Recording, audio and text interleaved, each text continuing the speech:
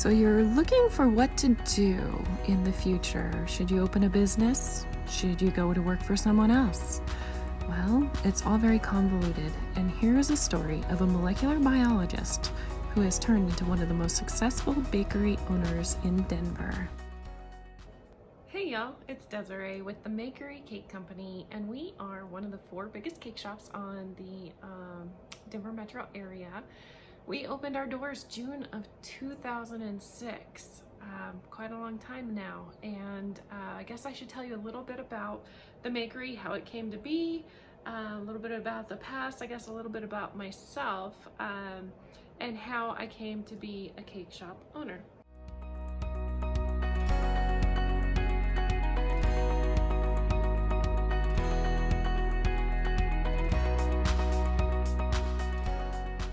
I came to be the owner and how I thought of the Makery concept is a little bit convoluted. I should tell you a little bit about myself. So I was working in a laboratory trying to cure melanoma skin cancer, my molecular biology degree at work. And my little sister called and said, "Hey, I'm getting married." And I was like, "That's awesome. I want to help." I've always been the artsy one of the family. I've always been, the one who cooked with grandma and did all the pies and desserts and everything for the holidays. And so when she asked me to help with the wedding, I said, "Let me do the cake." I had just made a cake for a barbecue because someone had given me a set of those tips. And I was like, I could do this. And then I hung up with her and I was like, uh-oh. I better learn how to do this. I don't want her cake falling over. I mean, you hear all the horror stories of wedding cakes being made by people who just don't know what they're doing. So I went and I took some classes, and turns out in Denver, the only classes you could find were at hobby stores. And so I started there, and I just loved it. It's not like, golf where you have to practice and practice and practice.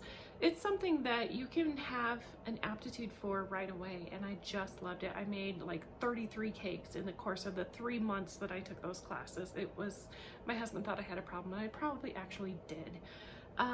So anyway, I couldn't get enough, and I was in the middle of getting my master's degree in business, and my teachers were saying, look for an unmet need. And so during my cake decorating lessons, my teacher was like, "You know what, you should start teaching these classes." And I was like, well, I'm working full-time, I'm getting my MBA in the evenings, I don't have enough to do, so why not? I started teaching these classes, and my students, they would come to class and they would be so tired because these classes were designed so that you would come to class, bring your cake, bring your frosting, both of which you made at home and trashed your kitchen. You bring all of these tools that you probably will never use again, and you have to build and ice your cake at home and bring it to class ready to decorate. I gotta tell you, most of these moms, they have their full-time jobs, they have kids, they have so much going on, and they said to me, I wish there was a place I could just go and do this.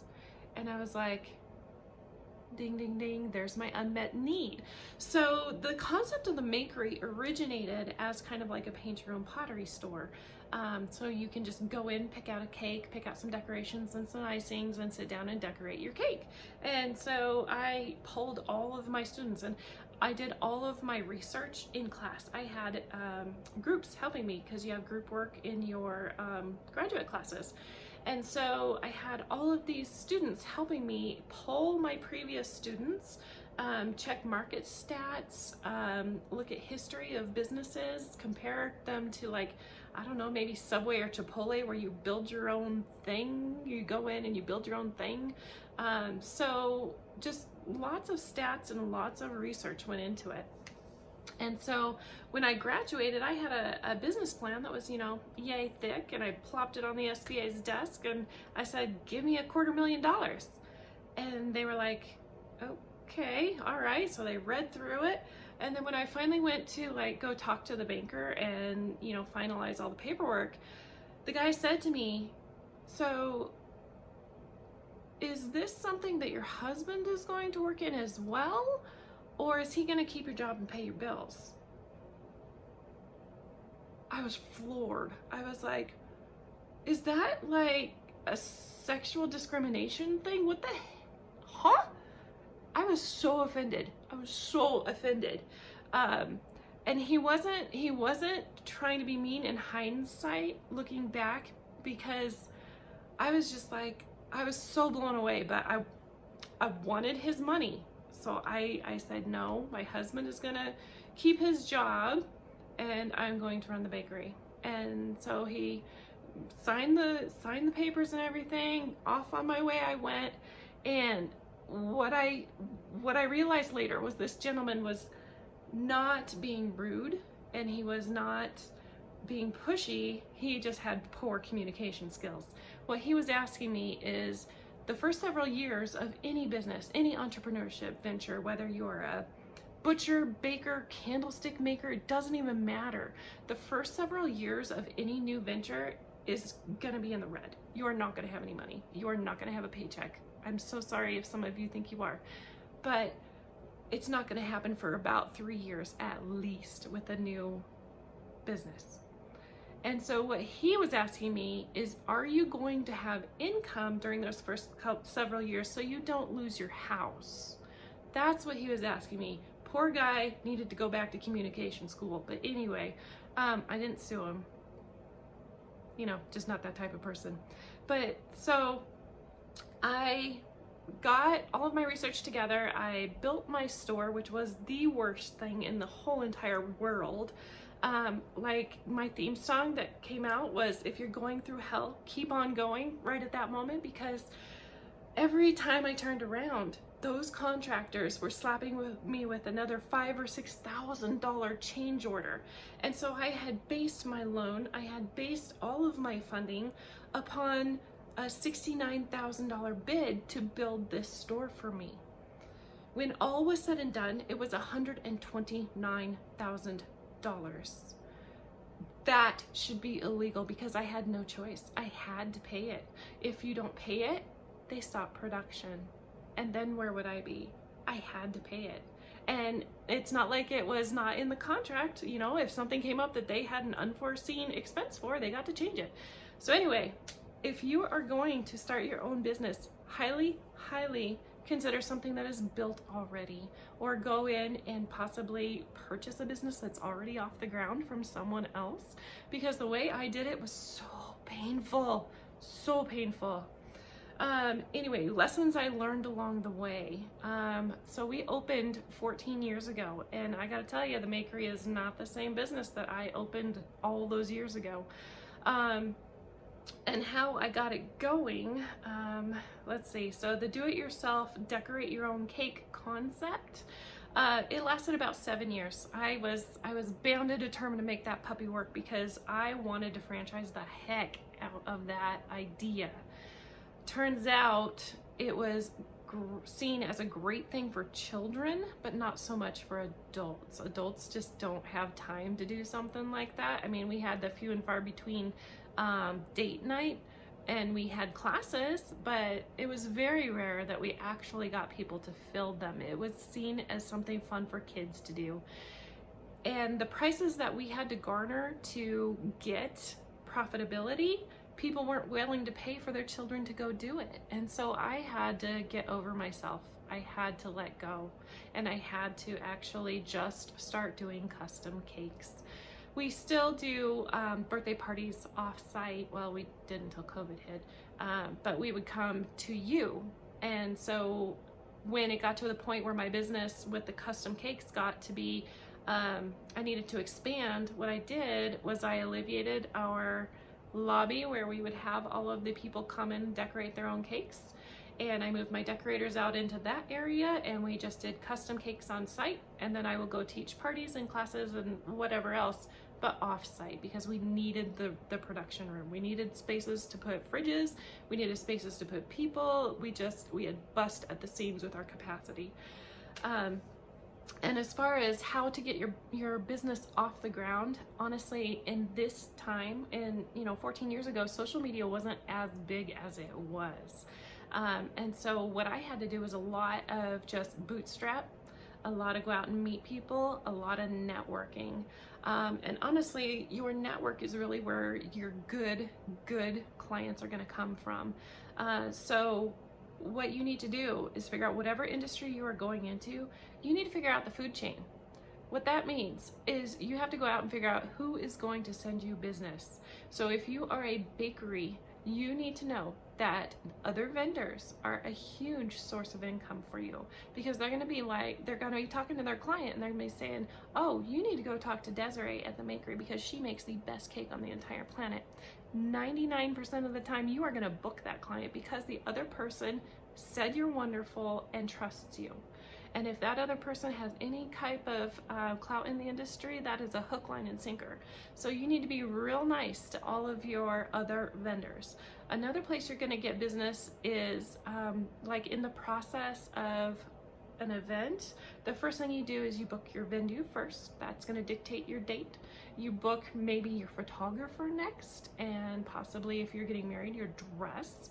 And so all of those people come first before you.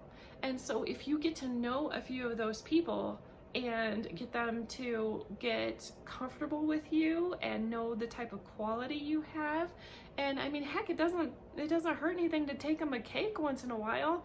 They will say to their clients, hey, go see so-and-so.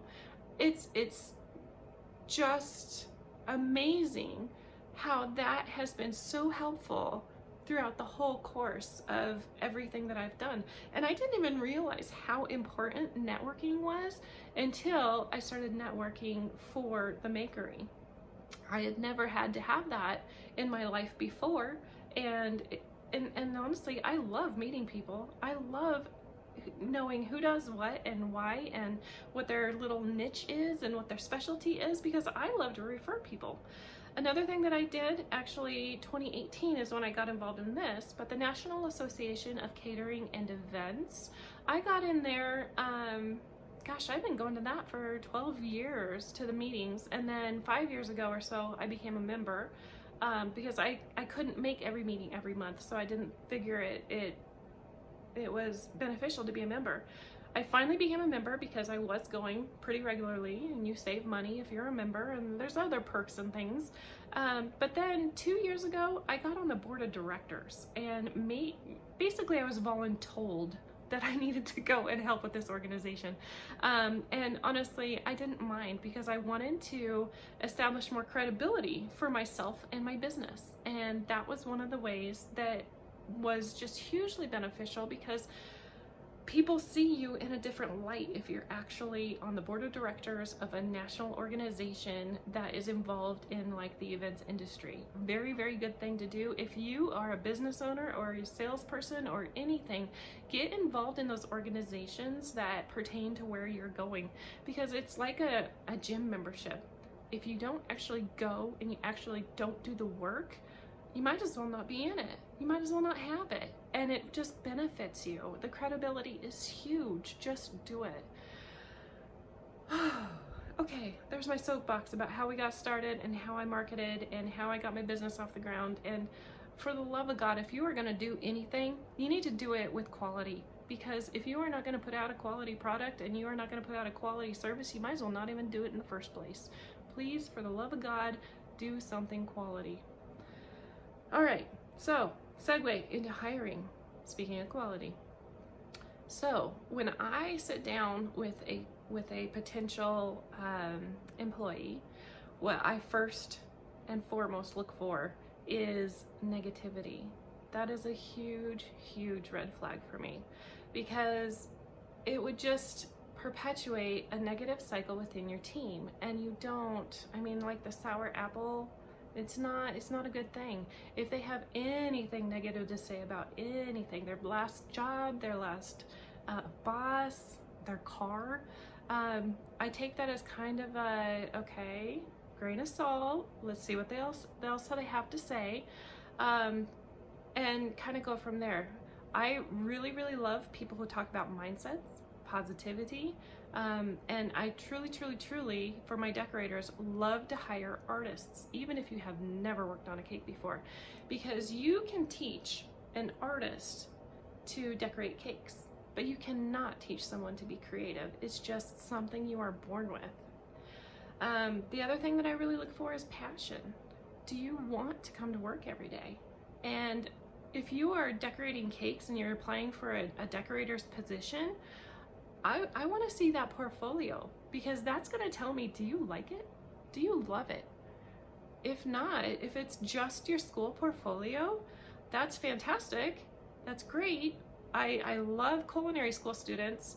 However, if you're not really in love with doing it, then what's that saying to me?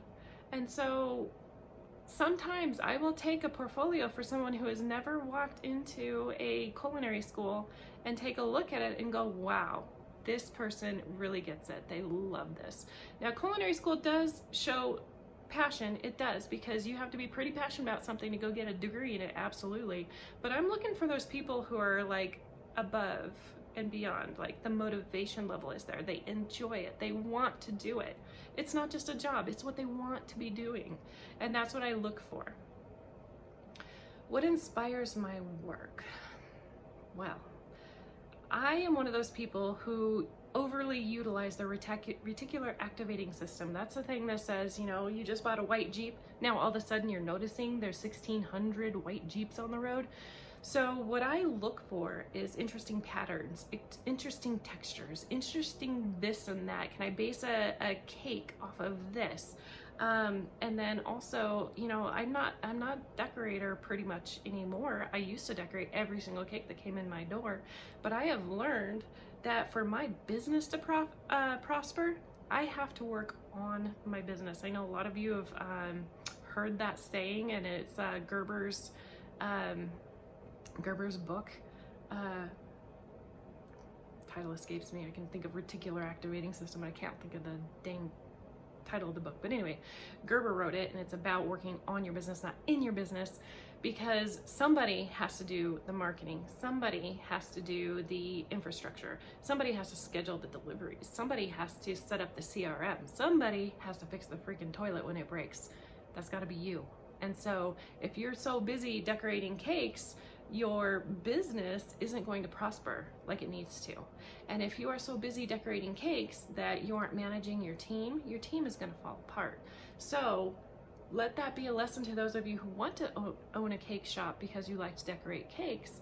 Once you get to a certain point, you're not going to be decorating those cakes anymore. But you know what? That's okay, because after you do it 14 hours a day and it's your 31st birthday and you're standing over the dish pit at 11 o'clock at night and you still got 3 more hours of work to do, you sort of feel like you're ready to move on and make this thing happen so that you don't have to work so late anymore. And that doesn't happen for a while. It's like 7, 8, 9 years in when that happens. And so your inspiration changes. So, I mean, there were times when I would take some of the mold making putty, and I would be at a cool hotel and they would have a cool little like fleur-de-lis or something on the side of the elevator, and I'd stick it on there, which was a little bit nowadays wouldn't go over that well because it sort of looks like plastic cement, but I would stick it on there and then I would just kind of hang out and go back an hour later and grab it. And so now you have really cool fleur-de-lis mold. I mean, these are things that I do, but it's a very good analogy. That's what I do with my business too. If I hear of a really, really good idea that a DJ has for taking care of their clients, I will hop on that, no problem. And so just being aware of different ways to utilize things in your life now is what is going to help you get through a whole lot of things, because honestly, entrepreneurship, you have to be really, really creative to be able to do what you need to do. And the last question they want me to talk about is, what are skills that I have built through my experience and over time? Well, some of it's hanging out in elevators, as I just told you, but like deciphering directions, figuring out how to do things is really important. So not only in business, like when COVID hit, I had to figure out how to put shipping in my online shop. I mean, I don't ship cakes. Cakes are very, very fragile, but I had to figure out how to do shipment for our little COVID Corona balls, little bitty Coronas, and so put them in a box. I gotta put those in a box and ship them off. And I had no idea how to do that. Figure it out. You go on YouTube. Everything you want to know is on YouTube for free. You just go on there and you figure out whatever it is you need to know how to do. Other things are like, you know, your client brings you a picture, and that's great. That's a dragon wrapped around a 3-tier cake. How the world do you do that? You figure it out. YouTube, Cake Central, chat boards, whatever. You just figure it out. Pinterest, however, has become huge for us. I mean, like, people become so much more creative, and you want your clients to be creative. If you aren't doing creative things, your business is gonna die. So you need to be sure that you are changing, you're doing cool things, you're putting it out there on social, and you're doing all kinds of really amazing things with your business. Pinterest helps you. As much as it sucks to try to figure out how to make that, you know, 3-story building that hangs off at a vertical or a, you know, diagonal, it's just what you have to do. And so figuring out every concept you can, and actually having the time to do that, like I mentioned, don't be decorating kites all day because you need to be the one figuring out how to do all these things. It's just what you need to do. New techniques come along all the time. I mean, like when I started, mirror glaze didn't exist. Now we're watercoloring on cakes, painting on them. Geodes, that wasn't a thing. You had to figure that one out too. Overlays, chocolate work, carving, armatures made out of PVC. I mean, like power tools, you have to figure that one out too, but that wasn't hard for me. I grew up with a bunch of guys and we'd roof houses on the weekends. That was not hard for me. It actually is pretty fun. That's what I like to do. And then there are other things, fixing stuff. I mean, stuff breaks all the time and you have to fix it. Or you have to be able to talk to the repairman about what you think is wrong with the refrigerator, because, you know, the condensing tray must have a crack in it, or the, you know, the fan is making a cattywampus noise. And I mean, you have to know a little bit about the different parts of your equipment to be able to keep them serviced regularly. And then the most important thing that I learned throughout this whole thing, people don't realize how important communication skills are for your team, for the vendors you work with, for your spouse. I mean, just being able to lay things out for people and forecast what's going to happen in a timely manner so that everybody's comfortable with what's coming at them is hugely important. And then if you have a problem that you need to correct with an employee, you need to have a lot of humility. You have to be very tactical with what you say. You have to have a lot of grace. You know, people aren't perfect and they're not going to do everything perfect all the time. And you have to have a lot of respect for everyone. I mean, you don't know everything as much as I would like to think that I know everything. I don't. And you need to be able to, you know, have those difficult conversations with people. You know, employees that come to work kind of smelly, you have to deal with that. And you have to be very comfortable with all of those conversations and all of those people. And there was one thing that I learned in business school. It was that don't make friends with your employees. And it took me years to unlearn that. Oh, horrible. Because I love my employees. I think they are the most wonderful people on the planet, and I love to be with them. And if you can't be their friends, then it's going to be a real rough road. So anyway, I hope all of this advice is well taken. I hope that you guys learned a lot, and I hope to see y'all soon.